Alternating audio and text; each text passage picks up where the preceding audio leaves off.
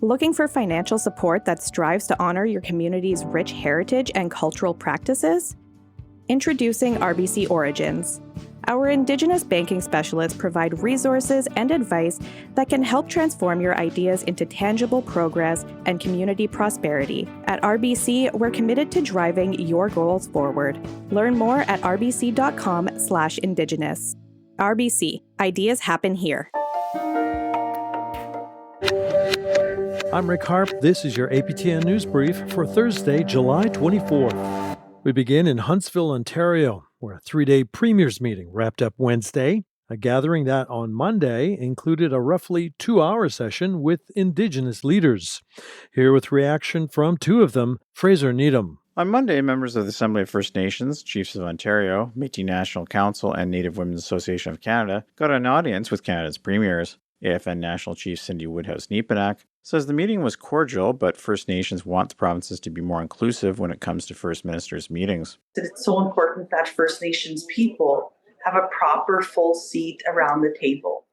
And you want to come in here and you want to talk about big projects. And, at the same time, we need to talk about some uncomfortable truths. Temagami First Nation Chief Shelley Moore-Frappé agrees both the federal and provincial governments need to do a better job of including First Nations in the decision-making process rather than after decisions have already been made. We got to stop the after the fact, after the decisions are made, and then play catch-up. So we're really talking about if we want to really see true reconciliation, the economic reconciliation, we have to be at the table right from the beginning when decisions are being made. Last week, Prime Minister Mark Carney met with First Nations leaders in Gatineau, Quebec. On Thursday, he will meet with Inuit leaders in Inuvik, Northwest Territories. There's going to be those follow-up tables. Indigenous Services Minister Mandy Galmasti was at the Gatineau meeting, and she will be at the Prime Minister's side again in Inuvik. She says these meetings are only the first steps, and there will be much more to come. Regional discussions, engaging more at the community level,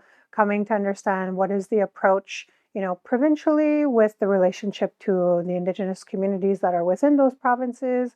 How are we going to look at that lens moving forward? Still a lot of work to do. Of course, always room for improvement. Nothing's perfect. Carney has also pledged to meet with Métis leaders in August. Fraser Needham, APTN National News, Ottawa. A Cree woman who went missing last month from Big River First Nation in Saskatchewan has been found deceased. And Big River RCMP say human remains were found last Friday in a remote rural area west of the small town of Victoire. On Tuesday, it was confirmed they were those of 40-year-old Sherry Michelle Ahenakew. The family has been notified, along with victim services. RCMP say Ahenakew's death is considered suspicious in nature. A member of Takakoop Cree Nation near Shell Lake, Ahenakew's remains were located on the outskirts of Big River, the First Nation, where she first went missing June 5th. In a statement posted to social media, daughter Maisha Ahenakew wrote, "This has all been a lot to process. The remains that were found were confirmed by RCMP to be my sweet mother. She was not burnt. She was not dismembered. These were all horrible rumors. First, I want to thank God. Then thank all of you who helped search, cook, and who came to sit with us. Also thank you all for following my mother's case and for constantly sharing my posts. I appreciate and love you all." The family says a funeral will be held tomorrow in an undisclosed location.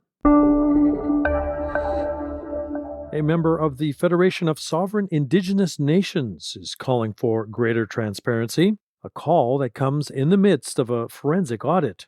Rachel May reports. Nobody told us the chiefs, of how much is missing or how much is not being accounted for. Chief Kirby Constant of James Smith Cree Nation says he's been left in the dark. I'm not saying that they did anything. I'm just saying that what are they not telling us? James Smith Cree Nation released a statement on July 14th calling on the FSIN to be transparent regarding the forensic audit.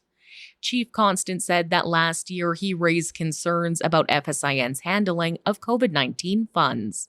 He says ISC allocated $6.5 million for personal protective equipment during the pandemic for James Smith, but only received $5.5 million, with $1 million explained as admin fees. The audit launched by Indigenous Services Canada in March 2024 is reviewing all funding sent to FSIN since April 2019. The KPMG auditing firm and ISC are conducting the audit. With only Phase 1 of the audit complete, Constant says it's critical to keep First Nations updated.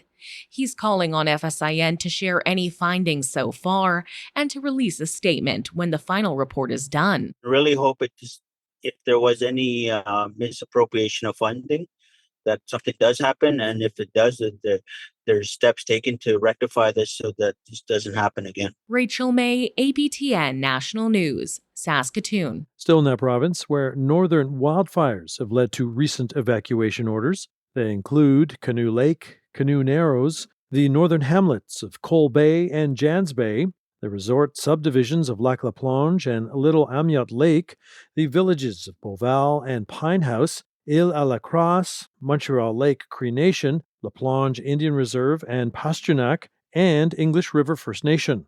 And with exactly 50 wildfires active throughout the province, the Saskatchewan Public Safety Agency reported some 2,800 evacuees as of Tuesday. Meanwhile, Environment Canada says widespread smoke will continue to be an issue for Saskatoon. So far, the province has recorded 385 wildfires this year, compared to 407 for all of 2024. And finally, the Manitoba government has announced some new recipients for accessibility project funding.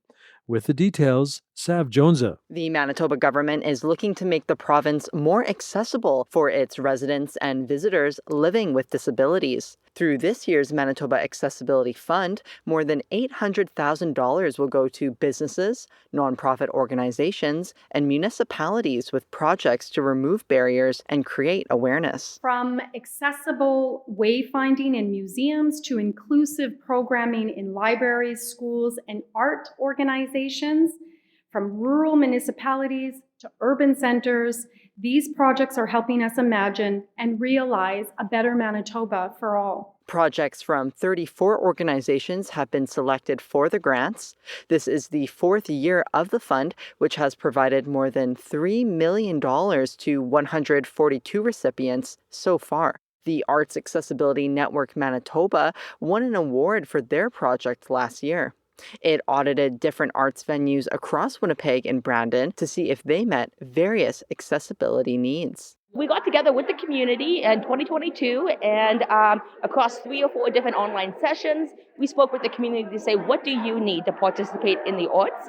And so that is the impetus for our audit.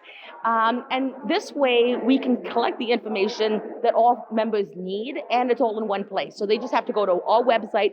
The database is there, and they can get all the accessibility information they need. Despite being 25 years into a new millennium, Janelle Shaw says people living with disabilities still need to fight to get their needs met. There's these additional steps that are often put on people with disabilities, and because oftentimes it takes us longer to do things, it just really compounds just our ability and our energy to work.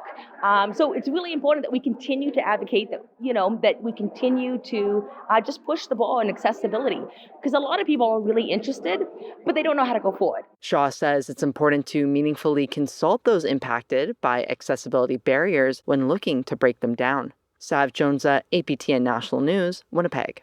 And that's your APTN News Brief for Thursday, July 24th. I'm Rick Harp.